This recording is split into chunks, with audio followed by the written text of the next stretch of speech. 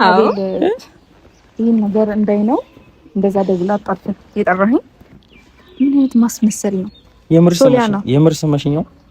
አዎ ትልቅ ስጦታ ማለት ከዛሬ አድርጌው ማላውቀውን ትልቅ ስጦታ ነው የሰጠሁት ለአቤል። እንዴት ልስም ይቻልሽ? ግን ከዛሬ ብዙ ጊዜ ተዋውቀን ሳስሚኝ እንዴት ልስም ይቻልሽ? ስለምታስመስል ነው።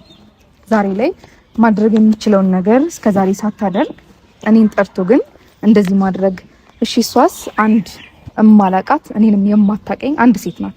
አንተ ግን በዚህ ልክ አቤል፣ በዚህ ልክ እንዴት ሰው ላይ መቀየር ትችላለህ? ይሄን ነገር እኔ ፊት ለፊት ሰላም ጤና ይስጥልኝ የፍቅር ጀማዎች በያላችሁበት ሰላማችሁ ይብዛ። ላይክ ሸር ሰብስክራይብ በማድረግ ቤተሰብ ይኑላለሁኝ።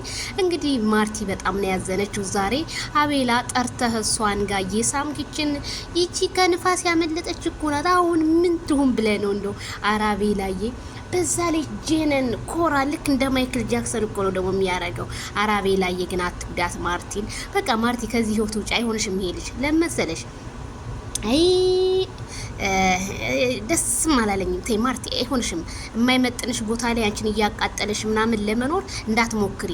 እኛ የሄርሜላን ታሪክ ሳንጨርሳው ወደ አንቺ መግባቱ አሁን ላይ በጣም ከብዶናል።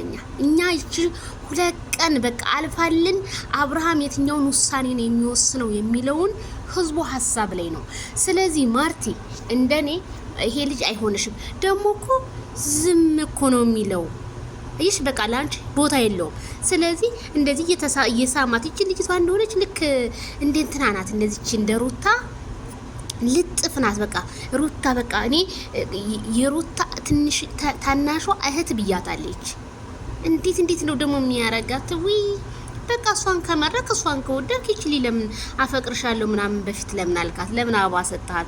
አንዳንድ ሰዎች የቀይ አበባ ትርጉም ሳይገባቸው ለሰው ሊቀይ አበባ የሚሰጡት ነገር ቤተሰብዬ፣ እናንተስ ምን አላችሁ? አረ በጣም ይገርማል። ግን በጣም ነው ያዘንኩብህ አቤላ። እንደዚህ ሴት ልጅ አረ ሼ ነው በጣም ሼም ኦን ዩ